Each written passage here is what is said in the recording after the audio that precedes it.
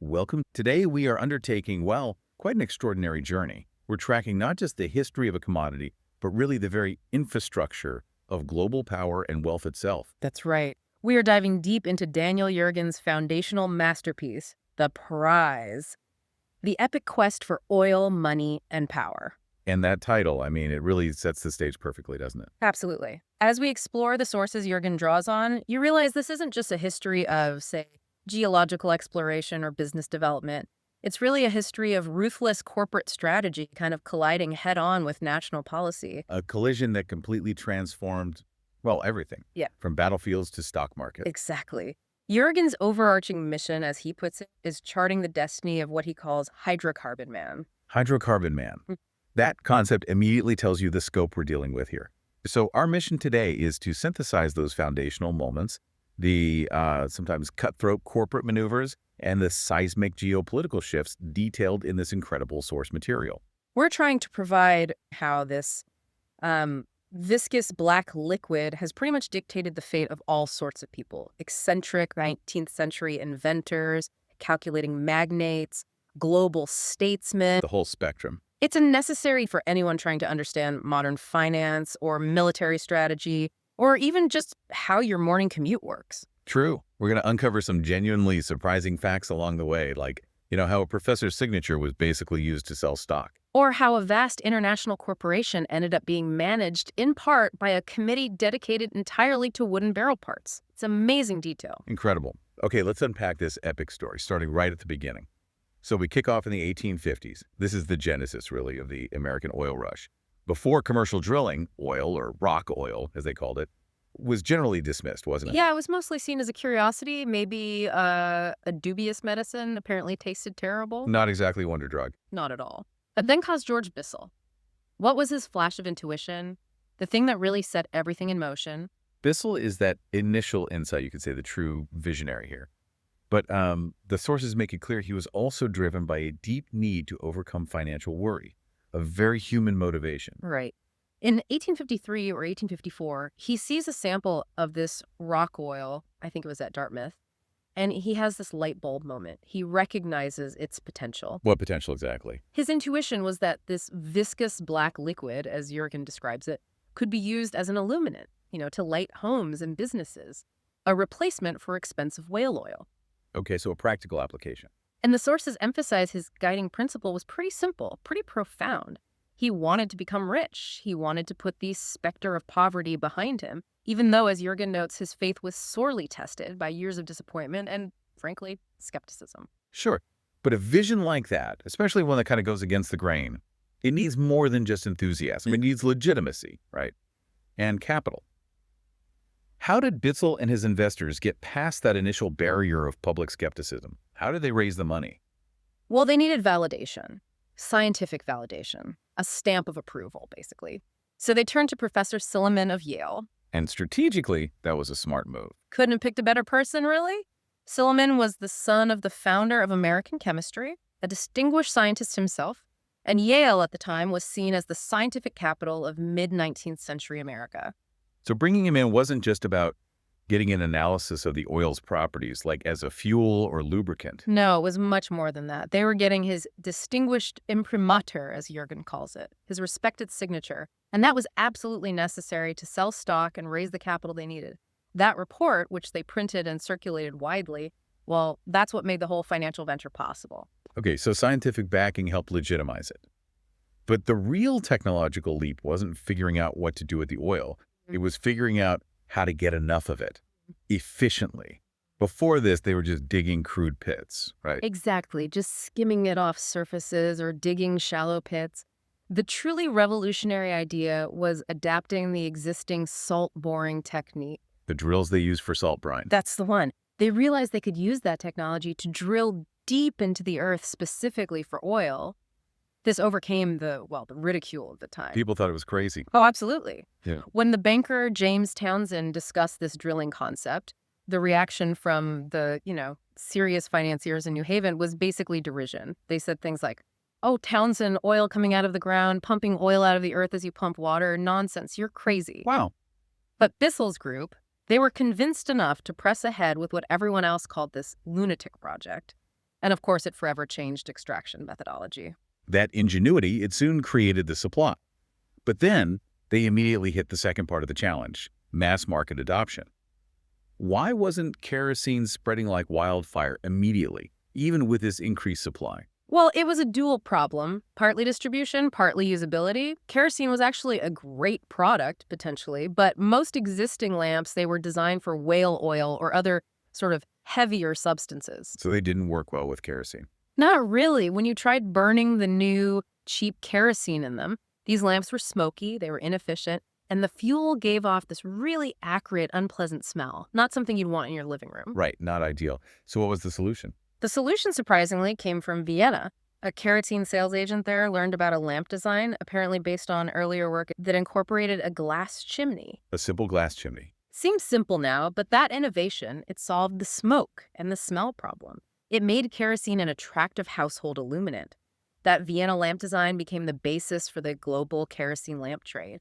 It was even re-exported from the US around the world. It literally illuminated the world in the mid-19th century. So the drilling breakthrough and a better lamp, that combination basically ushered in this period of intense, almost chaotic wealth creation and destruction, too. Oh, absolutely. Yeah. The sources, Yergin's book, they paint the 1860s as this just dizzying decade. Marked by ingenuity, yes, but also massive speculation, outright frauds, fortunes made in a day. And lost just as quickly. And bitter, crushing disappointments, yeah. The epitome of this chaos, according to the sources, is the strange, almost mythological story of Pithole Creek. Pithole, yeah, what a story. In January 1865, they strike oil in this spot that was previously just dense, unrecognizable forest. And what happens next is just a fever dream of speculation. How fast did it grow? Unbelievably fast. Just 9 months later, by September of that same year, Pithole had exploded into a town of 15,000 people.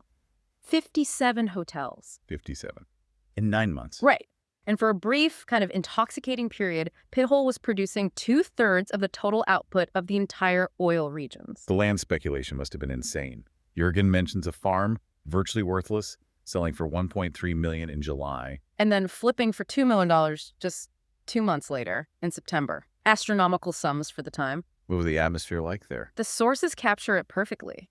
The New York Herald reported that the principal businesses in Pithole were, quote, liquor and leases. Liquor and leases. Tells you everything. Pretty much. The Nation added, with equal sort of contempt, that it is safe to assert that there is more vile liquor drunk in this town than in any of its size in the world. Charming. And yet, this chaotic settlement was trying to build some semblance of permanent civilization.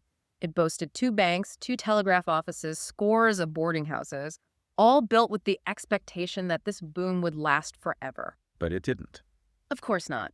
Within about a year, the oil started to run out, and the place just vanished, almost as quickly as it appeared. Pithole really shows us the physical chaos, the boomtown aspect. But the industry quickly started to codify the financial chaos too, didn't it? With the Titusville Oil Exchange in 1871. Yeah, that's a really critical transition point. The exchange formalized trading. It moved oil from being just a physical commodity you had to haul around to becoming more of a financial instrument. How did that work? It formalized futures contracts. This meant buyers could contract to buy oil at a set price, say, 3 months down the line. Okay. They could then profit or suffer a devastating loss simply by settling the difference between their contract price and whatever the market price was at delivery time. Crucially, they could do this without ever having to take possession of the physical oil. Ah, so pure speculation. Exactly. Pure speculation, completely divorced from the need to actually refine the oil or transport it anywhere. Oil was rapidly becoming a very big business, and that kind of scale, that kind of potential profit, well, it was bound to attract the attention of the ultimate rationalizer, John D. Rockefeller. Enter John D. Rockefeller, the meticulous bookkeeper who looked at all this chaos and decided to, well, rationalize it, conquer it, really.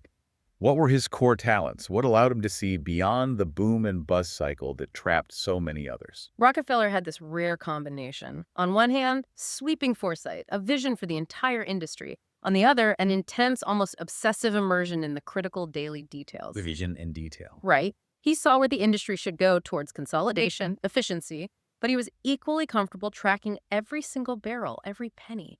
He famously said, "As I began my business life as a bookkeeper, I learned to have great respect for figures and facts, no matter how small they were. And he wasn't afraid to get his hands dirty, apparently. Not at all. This was a man who, despite his growing wealth and position, maintained an old suit specifically for tramping around the muddy oil regions, personally supervising the acquisition of crude oil, and checking out refinery sites. Hands-on, detail-oriented. He rapidly built what was probably the largest refinery in the world by the late 1860s. But his true genius, or maybe his greatest infamy, depending on how you look at it, lay in the financial mechanism he used for corporate control. The infamous South Improvement Company in 1872. Ah, the South Improvement Company? The sources are crystal clear on this. It became the enduring symbol of the effort to achieve absolute monopoly control over the industry. And it wasn't just Rockefeller's idea originally, was it? No, it's often forgotten that the railroads were actually the originators. They were desperate to end their own bitter, destructive rate wars. But Rockefeller became the principal and certainly the most effective implementer of the whole scheme. And the scheme wasn't just about getting low rates for Standard Oil's own shipments. It was designed to actively destroy the competition financially. That's the absolute key to its lethal effectiveness. Yes, the South Improvement Company provided Standard Oil members with rebates on their own shipments. That was pretty standard practice, actually. But the truly devastating innovation was the drawbacks. Explain the drawbacks. Okay, so the drawbacks were rebates that Standard Oil received based on the full freight rates paid by non-member refiners, their competitors. Wait, so if a competitor shipped a barrel of oil, the railroad didn't just carry it. They sent a portion of that competitor's freight payment directly to Rockefeller's Standard Oil. That's exactly right. It's an almost perfect mechanism for just extinguishing rivalry, financially starving them out. Unbelievable. Yergin cites one of Rockefeller's biographers calling it the crudest and most deadly device yet conceived for eliminating competition. Now, the scheme was meant to be secret, but once it was revealed, it galvanized the entire oil regions, drillers, refiners, pipeline owners, everyone against Standard Oil. But ultimately, it worked for Rockefeller. It worked. Despite facing furious public and political opposition, by the end of the 1870s, Standard Oil controlled something like 90% of America's refining capacity, plus the necessary pipelines, the transportation systems. Rockefeller was apparently quite unemotional in victory. I just absorbed the conquered rivals, often offering them positions within Standard's inner management council. Pragmatic. It's astonishing, though, that such a complex, vast organization could even be managed back then. The sources give some great insight into their level of detail, mentioning the various internal committees they used. Yes, the sheer scale required structure. The vast entity was coordinated by committees. You had like the Domestic Trade Committee deciding market allocation. Pretty standard. But the level of detail is revealed in the existence of, say, the Staves and Heading Committee. Staves and heading. For barrels. Exactly. You have to remember, for Standard Oil back then, kerosene was shipped globally in wooden barrels. This was before bulk tankers really became common. So Standard Oil had to manage the logging, the milling, the assembly, the transport of literally billions of staves. Those are the side planks and headings, the barrel tops and bottoms. This committee was dedicated entirely to ensuring the global supply of wooden packaging. Wow. It just shows you the sheer obsessive level of control and logistical integration that defined the Standard Oil Trust. Nothing was too small. That level of micromanagement, even at the absolute apex of its monopoly power, is fascinating. But just when Rockefeller must have thought he had all the transport sewn up controlling the railroads, the local pipelines, a major technological challenge, popped up right at the end of the 1870s. Right, just when you think you've got it all locked down. This was the Tidewater Pipeline, completed in 1879. It was the world's first successful long-distance pipeline, 110 miles long, running from the oil regions right over the Allegheny Mountains. That must have been a huge engineering feat. Massive. Its construction was done in secret, using fake surveys even, to try and throw Standard Oil off the scent. Many engineers doubted it could even work because the terrain was so difficult. Yet by May 1879, oil was flowing successfully through it. Yergin directly compares this technological achievement to the Brooklyn Bridge, which was being built around the same time. So it was a game changer for transport. Absolutely. It demonstrated that pipelines could now compete directly with the railroads for long-distance bulk transport of oil. It ushered in a completely new era of infrastructure competition, threatening Standard's growth. And finally, just to solidify how Standard Oil operated legally, since existing law back then prevented corporations from owning stock in other corporations, How did they legally coordinate this vast network of different companies across state lines? Ah, the famous trust structure. It was a clever legal maneuver. Instead of the parent company, Standard Oil of Ohio, directly owning the subsidiaries, the shares of all the disparate Standard Oil entities were placed in trust. Held by whom? Held by a small group of trustees, led by Rockefeller himself, technically on behalf of the stockholders of the Standard Oil Company of Ohio. This ingenious, though ultimately temporary, legal structure allowed Rockefeller to truthfully claim, like in an affidavit, that Standard Oil itself didn't technically own the stock in these other companies. Even though they controlled everything. Exactly. While maintaining complete centralized managerial control over the entire American oil empire. Very clever lawyering for its time. So, just as Standard Oil is reaching its peak, its near total dominance in America, global competition is already heating up significantly, particularly in Russia. And this really sets the stage for the international scramble for resources that defines the next phase. Right. Russian oil actually has an ancient history, doesn't it? Predating even the American drilling revolution we just talked about. Yergin mentions the oil seepages on the Asfaran Peninsula near the Caspian Sea. Oh, absolutely. We're talking ancient history here. Marco Polo noted the oil there way back in the 13th century, described it as good to burn.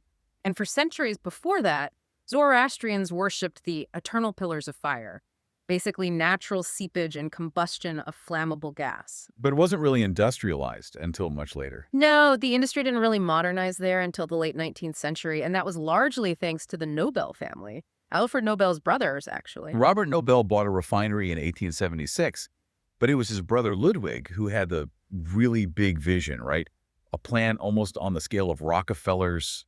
He even got the blessing of the Tsar's brother. Yes, Ludwig Nobel was the driving force. He didn't just modernize refining in Baku, he built his own fleet of tankers, introduced the world's first successful oil tanker ship, the Zoroaster, and created this massive distribution system. He was directly challenging Standard Oil's monopoly on a global scale, especially in Europe. But the challenge from a British quarter came from a totally different direction, didn't it? From a much more, shall we say, flamboyant trader, Marcus Samuel. Marcus Samuel, yes, an absolute character. He would eventually found Shell, of course, but his business practices were profoundly anti-establishment, very unconventional for the time. Well, he was a fascinating contradiction. Samuel apparently profoundly disbelieved in overhead. He operated out of this tiny London office just crammed full of Japanese vases, silks, curios from his Far East trade routes. Ran a very, very lean staff. And his great coup, his big idea, was identifying Standard Oil's logistical Achilles heel. Exactly. He zeroed in on their reliance on shipping kerosene in heavy, hard-to-handle case oil. Remember those 4-gallon tin cans packed 2 to a wooden crate? Incredibly inefficient for bulk transport. Okay, so that was Standard's weakness. What was Samuel's counter plan? The Economist apparently called it a scheme of singular boldness and great magnitude. His thinking was, if he could ship oil in bulk, he could dramatically undercut Standard's prices, especially in the lucrative Asian markets. This required 2 huge steps. First, designing new, safer tankers specifically for bulk oil. Second, getting permission to take them through the Suez Canal. Which hadn't been allowed before. No, the canal authorities had been very hostile to bulk oil transport because of the fire risk. But Samuel somehow got official approval in 1892 for his new design tankers, which, crucially, Lloyd's of London rated as safe. That decision, getting through Suez, allowed him to ship Russian oil in bulk directly to Asia, completely bypassing Standard's established distribution lines using case oil. They meant he was racing against time, Yeah. right? He needed storage infrastructure built in the Far East before those first tankers arrived. Yes. And the human drama Yergin describes here is fantastic. Samuel sent his nephews, Mark and Joseph Abrahams, out to the Far East to build these critical storage tanks. They were apparently enduring constant carping, criticism, and insults from Samuel back in London, hounding them to keep costs down, speed up the work. While they were dealing with local conditions? Exactly. While they were simultaneously haggling with local potentates, navigating really unforgiving local conditions, climate, labor issues, it's this combination of logistical genius, Samuel's almost fanatical financial parsimony, and just sheer human resilience from the nephews on the ground. That's what founded Shell. Meanwhile, over in the Dutch East Indies, modern-day Indonesia, another major player was forming, Royal Dutch, which got its name and a bit of prestige from the Dutch King William III. Yeah, but initially Royal Dutch was pure speculation, and it nearly failed completely.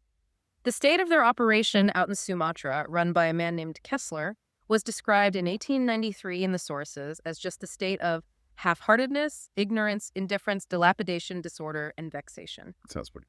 It was dire. They faced massive logistical obstacles, including, believe it or not, literal marauding pirates who, in a twist of irony, used traditional oil-soaked torches to set fire to the company's outbuildings. That's good, Megan. Right. But somehow Kessler persevered.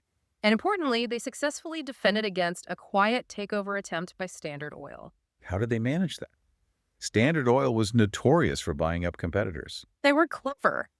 Knowing Standard was trying to buy up their shares secretly on the open market, Royal Dutch created a special class of preference stock. The holders of this stock controlled the board of directors, and admission to this group was strictly by invitation only. A poison pill, essentially. Pretty much, yeah. An early version of it. This ingenious maneuver ensured that the managers who, by the way, also enjoyed receiving 15% of the company's profits, would not sell out or merge with the American behemoth.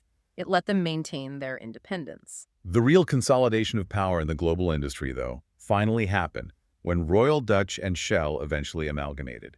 And this was driven by a different kind of figure, the banking expert Henri de Terting. De Terting, yes. Yeah. Known for his lynx eye for balance sheets. He was the ultimate engine, really, of raw power and money in this equation. He drove the amalgamation forward and made absolutely sure he was the dominant figure in the combined company. Not like Samuel. Very different. Unlike Samuel, who perhaps cared more about trade, position, maybe even the romance of it all, de Terting cared about absolute control. When they finally negotiated the eventual merger, the sources note that de Terting had absolutely no intention of being anybody's second fiddle to Marcus Samuel. He was the force that would define the next generation of global oil enterprise, a ruthless pragmatist. And this rivalry between the now giant corporate players soon became completely entangled with the ambitions of empires.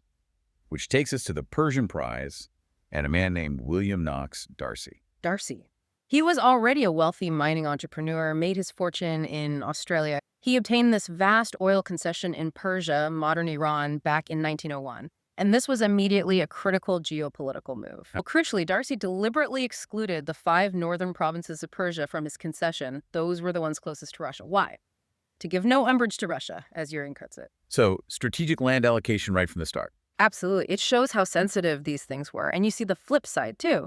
There was a rival Russian attempt around the same time to build a pipeline from Baku across Persia to the Persian Gulf.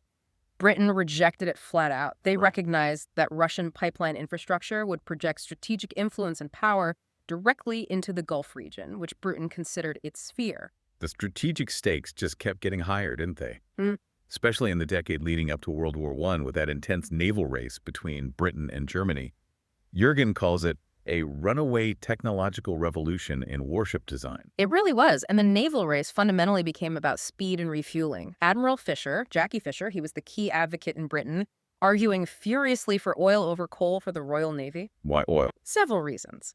Oil-fired ships could refuel much faster at sea. They were cleaner, less manpower intensive. But most importantly, they were significantly faster than their coal-powered counterparts. That was a crucial military advantage. And Fisher felt a new urgency when Marcus Samuel confidentially informed him that a German shipping line had contracted for oil, and some of that supply was secretly destined for German Navy experimentation. The Germans were catching on. Exactly. This spurred the British on.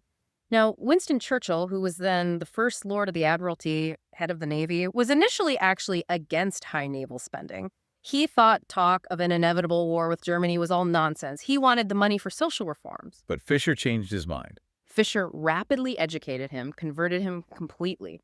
Churchill realized that the Navy's future, Britain's naval supremacy, depended entirely on securing reliable oil supplies. So by 1914, Britain, needing to absolutely assure its supply, made this fateful, really unprecedented decision for a government at the time to acquire a controlling 51% share in Darcy's company, which by then was called Anglo-Persian Oil Company, or AIOC. Revolutionary for a government to buy into a private company like that. Utterly. The nation-state directly entering a private critical enterprise, it set a huge precedent. And there's a fascinating little detail Yergin includes about the due diligence, the inspection they did on the Abadan refinery in Persia before the government actually voted to buy the shares. Yes, it's quite revealing. A commission was sent out to Persia to inspect the facilities, But the refinery at Abadan was known, certainly within the company, to be barely functional at that point. It was basically a scrap heap, as one insider described it. So what did they do? Well, to secure the necessary parliamentary approval for the purchase, the company hastily orchestrated some cosmetic improvements. Just tidied things up to convince the visiting commission that the operation was basically sound and promising. Admiral Slade's official report back to London then declared, with maximum strategic urgency, that it would be a national disaster if the concession were allowed to pass into foreign hands. And the bill passed. It passed just weeks before World War I began. Talk about timing. And the moment that bill passed, really, the world changed. World War I kicked off, and it dramatically, brutally demonstrated oil's new role as the decisive factor in mechanized conflict. Yeah, the war very quickly bogged down into this long, bloody, static war of attrition on the Western Front. But mechanization, fueled by oil, changed the character of battle forever. Think about the French counterattack at the Battle of the Marne in 1914. Hugely critical moment. How did oil play a role there? It relied entirely on oil. Parisian taxis, hundreds of them, were commandeered to transport troops in convoy to the front line. It was instrumental in stopping the German offensive right at the gates of Paris. After moments like that, the sources state clearly, oil was quickly understood by all sides to be the blood of victory. And the U.S., with its massive production, became crucial. Absolutely indispensable. The United States became the oil granary for the old world, as Yergin puts it, supplying an incredible 80% of the Allies' total wartime oil requirement. Without American oil, the Allies likely couldn't have sustained the war effort. The sources also make it clear that even before the war ended, the post-war carve-up of the spoils, especially in the Middle East, was already underway and marked by, well, incredible cynicism. Yes, this period really initiated the great long struggle for Middle East oil sources that continues in various forms today. You see this incredible story Yergin recounts of the casual verbal agreement between the British Prime Minister, Lloyd George, and the French Premier, Clemenceau. What did they agree? They were dividing up the collapsing Ottoman Empire. They basically decided that France would give up its claim to the Mosul region, which was thought to be oil-rich, in what's now Iraq, in exchange for Britain recognizing French control over neighboring Syria, with one condition. Which was? Provided that France received a guaranteed share, 25% of any oil production that came out of Mosul. And the most telling detail. The most telling detail is that neither prime minister even bothered to inform their respective foreign ministers about this world-altering secret deal that just cooked up between themselves, just decided the fate of nations over a chat. Incredible. And this political maneuvering directly led to the formation of the company that would eventually control Iraqi oil, the Turkish Petroleum Company, later the Iraq Petroleum Company, or IPC. Brokered by this formidable, highly particular Armenian businessman, Gulbenkian. Gulbenkian, Mr. 5%. He was the quintessential fixer, the middleman extraordinaire, driven by a guiding principle he apparently framed after ruefully watching the spectacular growth of Anglo-Persian from the sidelines. Never give up an oil concession, ever. So how did he broker the IPC deal?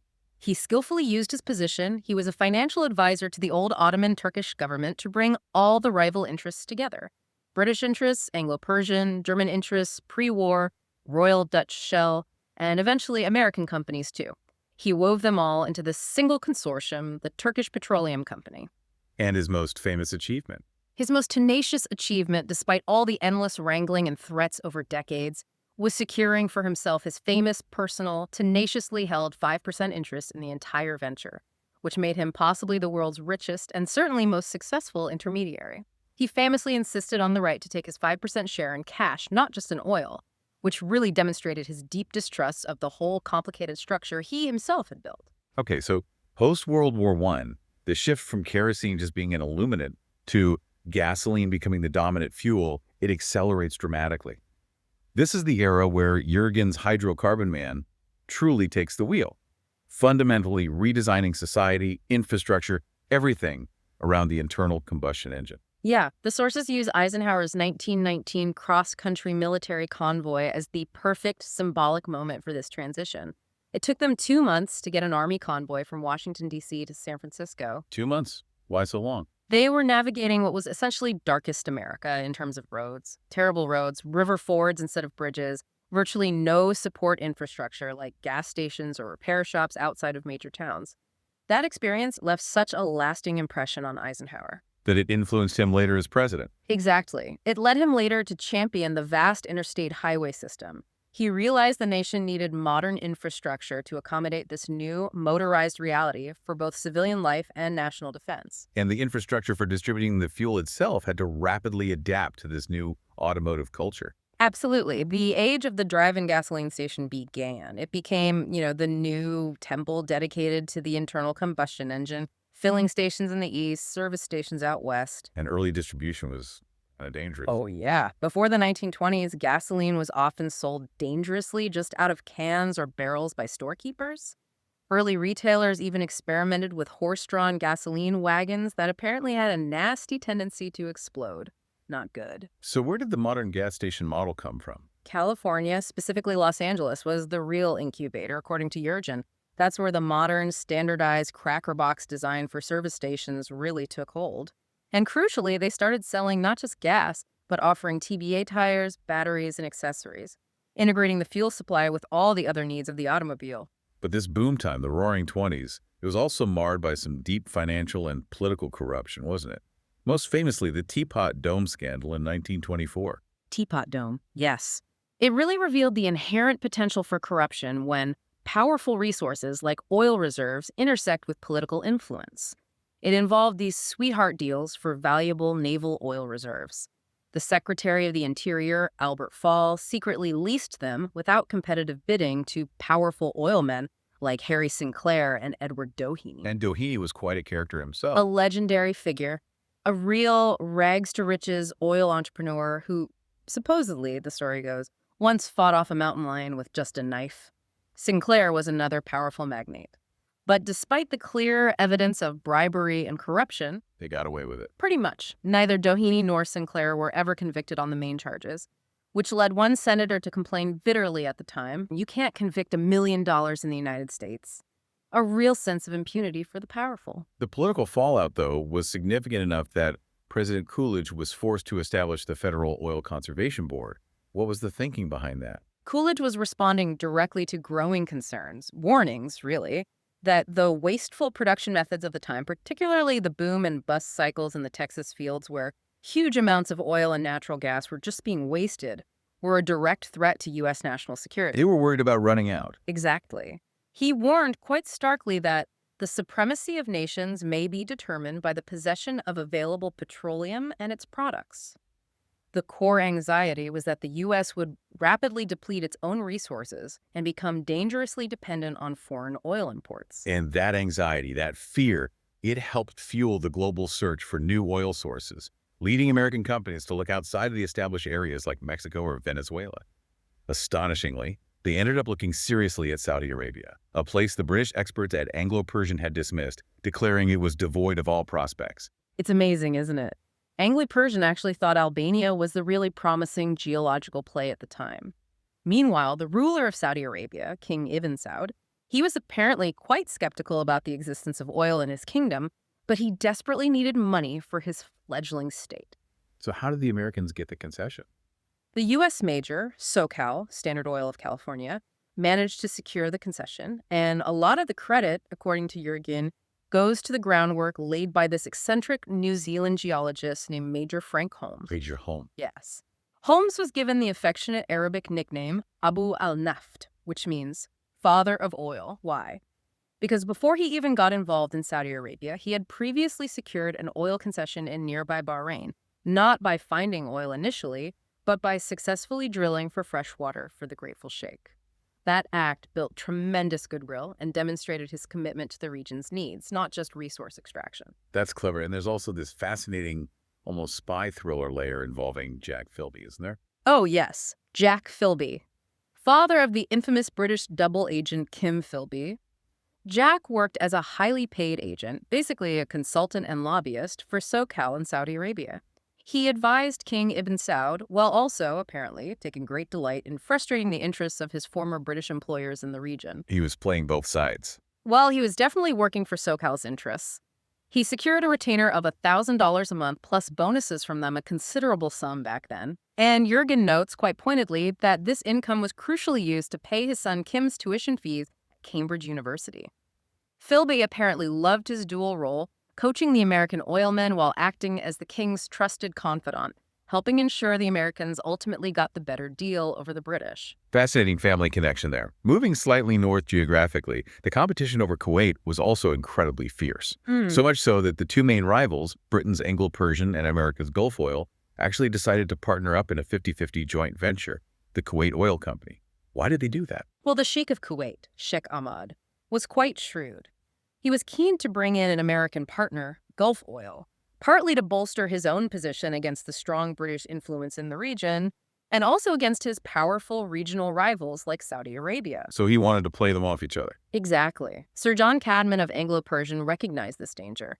He realized that a 50-50 partnership agreement with Gulf was actually essential to reduce the Sheikh's ability to play the two big buyers off against each other and constantly push up the price for concessions and royalties. So they formed the joint venture, KOC. But Britain still wanted control. Oh, yes. The British Foreign Office quickly insisted on a further secret agreement layered on top, ensuring overall British dominance over the actual development within Kuwait, despite Gulf Oil's official half-share on paper, always maneuvering. All of this complex negotiation, these shifting power dynamics between companies and rulers, it all culminated really in 1950 with perhaps the single most volatile financial development in the entire history of the relationship between international oil companies and the producing nations. The 50-50 profit split, first established in the Saudi Aramco deal. Utterly revolutionary.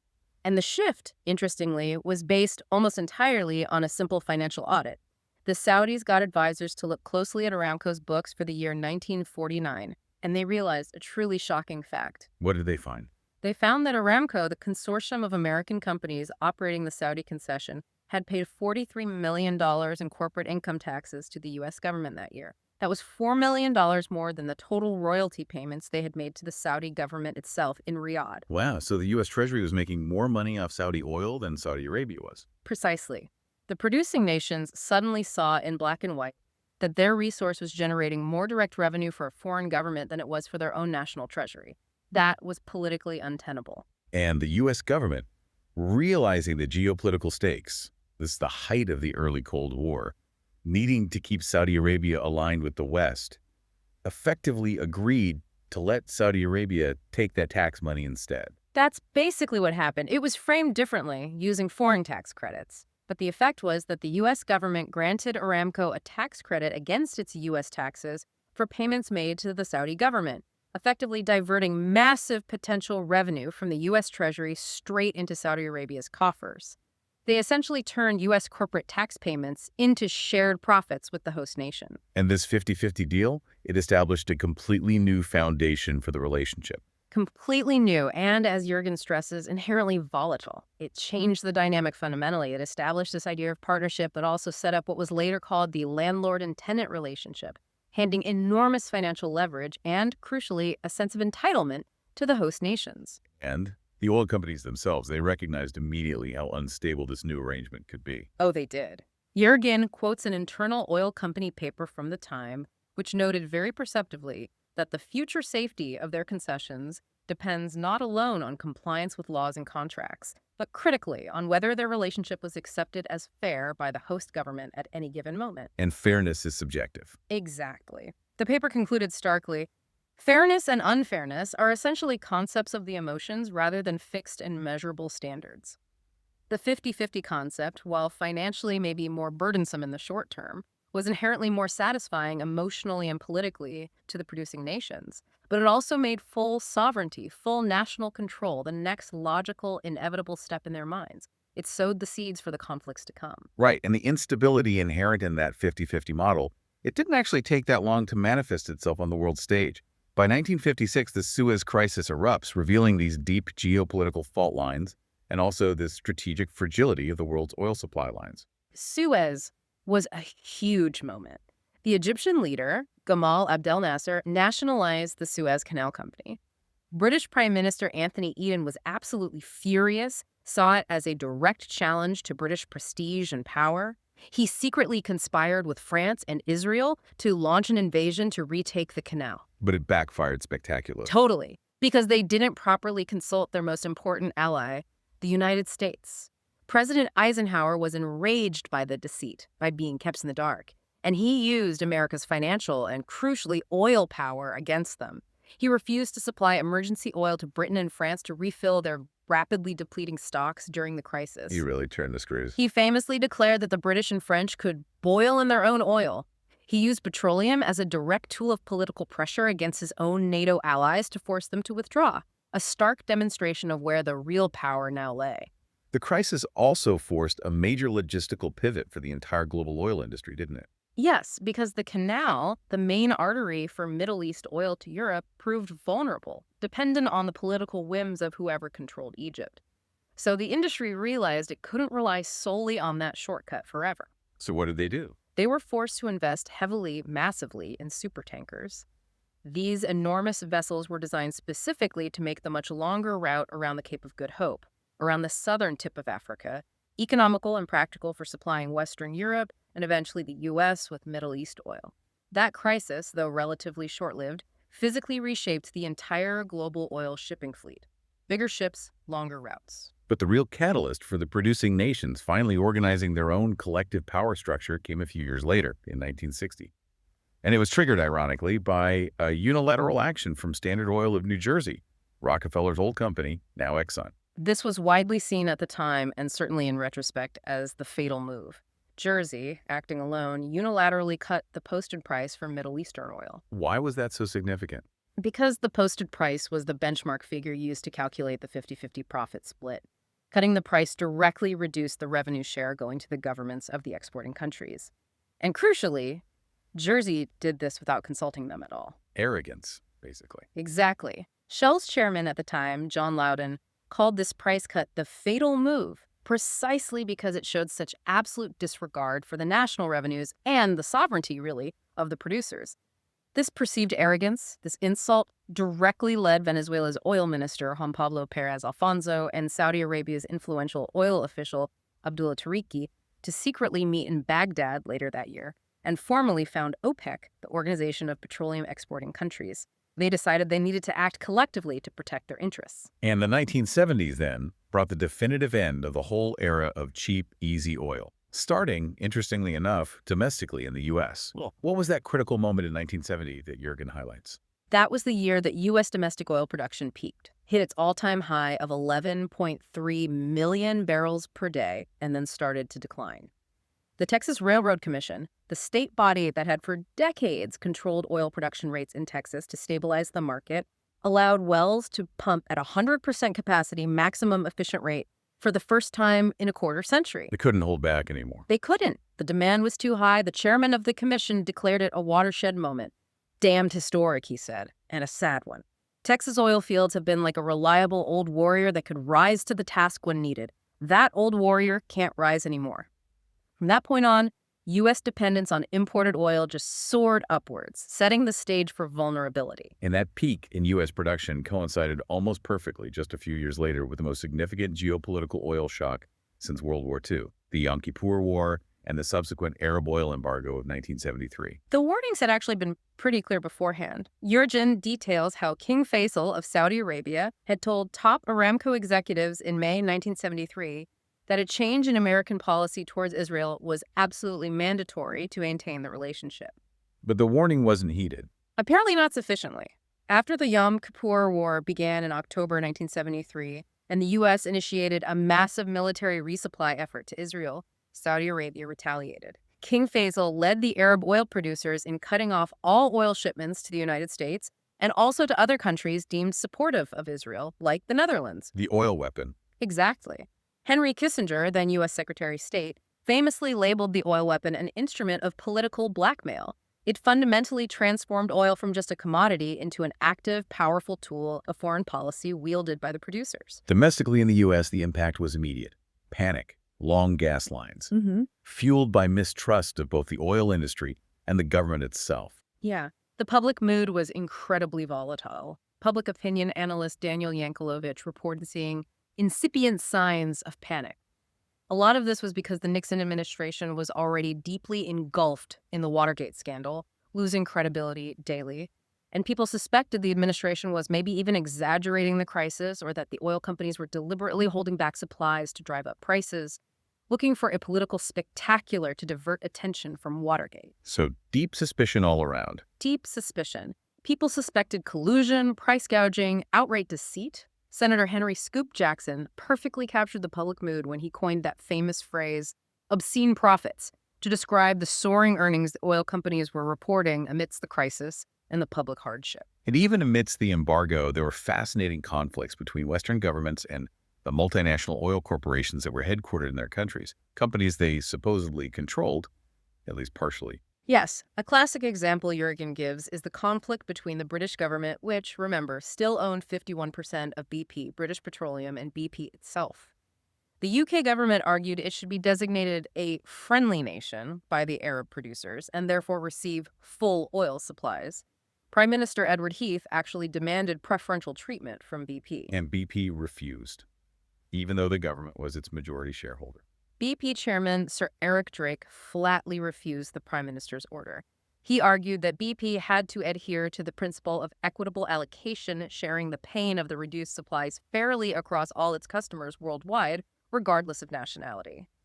The companies, despite intense government pressure, found themselves forced to make these incredibly difficult and potentially volatile political decisions during the embargo decisions far beyond the realm of normal corporate concerns. It showed the limits of government control over these global giants. Following these price shocks of the 70s, the oil-producing nations moved quickly to complete their long-term goal, achieving full sovereignty, full ownership over their oil resources. Yes, the final symbolic steps happened quite swiftly after the 1973 shock demonstrated their power.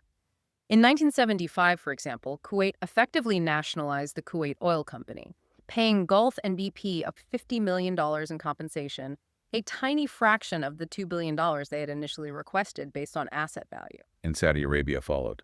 Saudi Arabia finally acquired 100% of Aramco's assets in 1980, achieving full nationalization. And here's one last bizarre administrative detail from Yergin. The final legal document transferring ownership wasn't actually signed and formally filed until 1990. 10 years later. 10 years later, meaning that something like $700 billion worth of oil business had been conducted for almost a decade and a half in limbo, Right. relying purely on good faith, mutual necessity, and memoranda of understanding rather than a finalized legal contract. Shows how complex these relationships had become. So the producers achieved sovereignty, prices were high, but history and economics quickly reasserted themselves, didn't they? With the dramatic oil price collapse of 1986. Yergin calls it the divine laws of supply and demand reasserting themselves. That's right. The market suddenly found itself flooded with oil. You had huge new volumes of non-OPEC oil coming online simultaneously from Alaska's North Slope, from Mexico, from the North Sea, all hitting the market at roughly the same time. And OPEC couldn't control it. Well, Saudi Arabia, which had been acting as the swing producer, cutting its own production to try and prop up prices, got tired of carrying the burden alone while other producers cheated on quotas. So, led by oil minister Sheikh Yamani, they initiated a deliberate strategy of flooding the market themselves, opening the taps wide to regain market share, drive down prices, and basically teach the undisciplined producers, both inside and outside OPEC, a harsh lesson. It triggered a complete price crash. Yamani himself later explained it quite philosophically. Yes, he said something like, political decisions cannot permanently negate the divine laws of supply and demand. The market eventually corrects. And the collapse was immediate, and the global economic effect was massive. Huge. It almost overnight wiped out all the massive price increases that had occurred during the second oil shock of 1979-80. Economically, this was like an enormous unintended OPEC tax cut for the consuming world. Yergin estimates it transferred something like $50 billion back from producing countries to consuming countries in 1986 alone, a massive stimulus for global economic growth outside the oil states. Meanwhile, some of the original architects of OPEC were becoming disillusioned. Yes, tragically so. One Pablo Perez Alfonso, the Venezuelan minister who was one of OPEC's founding fathers, became deeply disillusioned by the volatility, the corruption, the resource curse that oil seemed to bring. Towards the end of his life, he took to calling oil the excrement of the devil. This inherent price volatility, demonstrated so brutally in '86, it really accelerated the industry's shift towards financialization, a fundamental move away from stable, long-term contracts towards managing risk through financial markets. That's the absolute key to understanding the modern oil market that emerged from this period. Companies and traders rapidly shifted away from relying on negotiating long-term government-to-government contracts. Instead, they increasingly bought and sold oil on the open spot market for immediate delivery. By the end of 1982, Yergin notes the spot market accounted for over half of all internationally traded crude oil. And this volatility created demand for new financial tools. Exactly. It led directly to the successful introduction of crude oil futures contracts on the New York Mercantile Exchange, the NYMEX, starting in 1983, using West Texas Intermediate, or WTI, crude as the benchmark grade. Why were futures contracts so critical? What function did they serve? Futures contracts allow anyone involved in the oil business, producers, refiners, airlines, shipping companies, even speculators, to hedge their price risk, to manage the volatility. How does that work? Okay, say an airline knows it will need to buy 10 million barrels of jet fuel in 6 months. They're worried the price might spike. They can buy a futures contract today to lock in a price for that fuel in 6 months, protecting them from a sudden upward surge. Conversely, an oil producer worried about prices falling can sell futures contracts today, guaranteeing a minimum price for their oil when it's produced later. So it's about managing uncertainty. Precisely. It provides price insurance. But this financial tool also further decoupled the profit motive from the physical handling of the oil itself. It made oil, once again, a purely speculative financial instrument, just like it was briefly way back in Titusville in 1871 with those early futures, but now on a massive global electronically traded scale. And the final result of this whole financial shift, this focus on market prices and risk management, was the emergence in the 1980s of the value gap and a complete change in corporate strategy for the major oil companies. The value gap. Right. This was the realization that there was often a significant disparity between an oil company's stock price on Wall Street and the actual underlying market value of its proven oil and gas reserves still in the ground. The stock market simply wasn't fully reflecting the true asset wealth on the books. So the companies were undervalued. Often, yes. And this realization made corporate takeovers suddenly look very financially sensible. It led to a huge wave of mergers and acquisitions in the oil patch during the 80s. It was driven by the hard-nosed conclusion that it was financially cheaper and much less risky to explore for oil on the floor of the New York Stock Exchange. Meaning buying other undervalued oil companies. Exactly. Buying the reserves by buying their stock cheaper and safer than undertaking the massive capital expense and geological risk of actually going out and drilling for brand new reserves yourself. A fundamental shift in strategy. Which brings us pretty much to the end of this incredible journey. Yergin charts and the prize.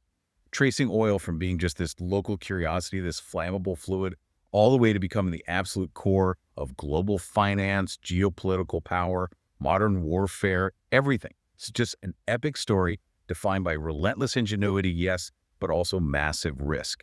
And this continuous inherent conflict between private enterprise and the power of the nation state. And the greatest irony, I think, that Yergin reveals through this deep history is what happened after the exporting nations finally achieved their ultimate goal of full sovereignty over their own oil in the 1970s and 80s. What was that irony, that circular consequence? Well, by gaining that full sovereignty, by breaking the old concessionary ties with the major international oil companies, yes, they achieved political control.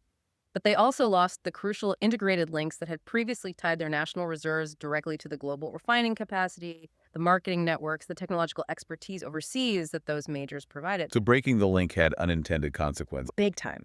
It forced those now partially excluded global companies, the Seven Sisters, the majors, to dramatically diversify their sources, to go out and aggressively seek new oil elsewhere, in politically safer areas like the North Sea, Alaska, deep offshore waters around the world. And it also forced them to develop these new financial models we just discussed, based on hedging risk through futures and trading on the spot market. So ultimately, the producer's victory undermined their own control. In a way, yes. This geographic diversification by the majors, finding new non-OPEC sources, and this financial diversification, moving to market-based pricing, ultimately served to undermine the absolute centralized control over the global oil market that the exporting nations thought they had just finally won through nationalization and OPEC's rise.